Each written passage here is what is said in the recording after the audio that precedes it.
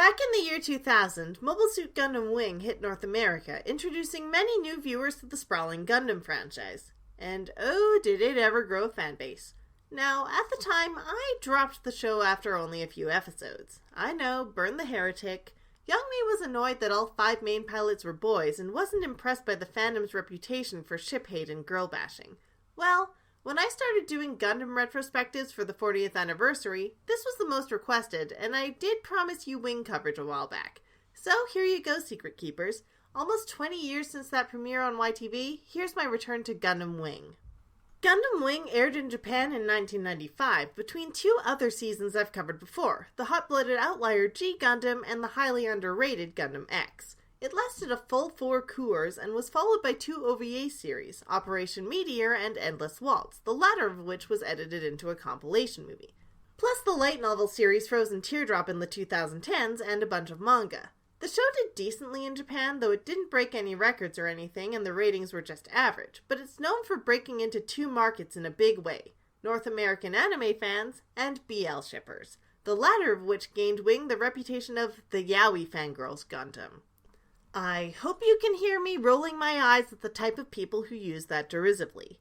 But it is true that shipping the boys had and has just as big of an effect on the series and franchise's popularity as the international appeal. The story. In the After Colony timeline, 5 Gundams scatter across the Earth after falling from the colony struggling under Earth's grip. This is called Operation Meteor, hence the OVA. Actually, the series' working title was also Gundam Meteor. Relena, the daughter of a rich and powerful cabinet minister, tries to help a boy she finds washed up on the beach after she saw the Gundams fall. He reacts in a completely normal and rational way, decides she knows too much, and she in turn is completely normal in continuously risking her life to try and dig up who he is and why the government is covering everything up. And then the Order of the Zodiac, or Oz, who are trying to take over both Earth and the colonies, decide to start a war and try to kill them all. Like G Gundam before it, Wing has a group of 5 heroes. Hiro, the grumpy misanthrope whose reaction to everything is either theft, murder, or blowing himself up. Duo, the outwardly cheerful guy who calls himself a Shinigami. Troa, the lion whisperer with no real sense of self. Katra, the cute nice one, except when he isn't.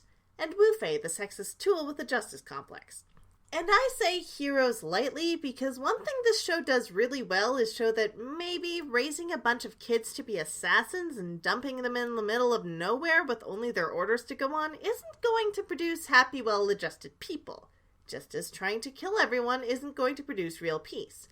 It does go a little heavy on these themes, but they hit hard, and it takes the usual war is bad thesis and elaborates on it with the question of how do we achieve peace when war seems inevitable. On the downside, Gundam Wing does get a little convoluted. Sure, the factions and what everybody wants are laid out, but almost the entire main cast and many of the side characters spend much of the series in an alignment revolving door. The 5 boys are almost never all on the same side, and sometimes they end up trying to kill each other even when they are. Which is great at first, but then it gets a little old later on. Another thing that stands out, which probably contributed to Wing being more popular among people for whom it was their first Gundam, is that while every sub-series has its allusions to the original continuity, Wings are a little blatant. Every series has a Char clone, but Zex looks almost exactly like the man, and in the first handful of episodes we learn that he's going under a false name and his real last name is Peacecraft. Then, in episode 5, we discover that Relena's birth name is also Peacecraft. Nobody's going to think this is a coincidence, but if you're at all passingly familiar with Mobile Suit Gundam, you know exactly what's coming.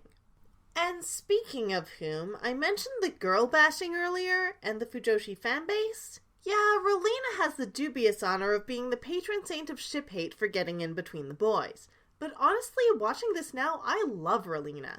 She's unapologetically herself, and when everyone around her is trying to either dispose of her or use her for their own ends, she digs in her heels for what she wants. Yeah, she's famous for being a little ridiculous.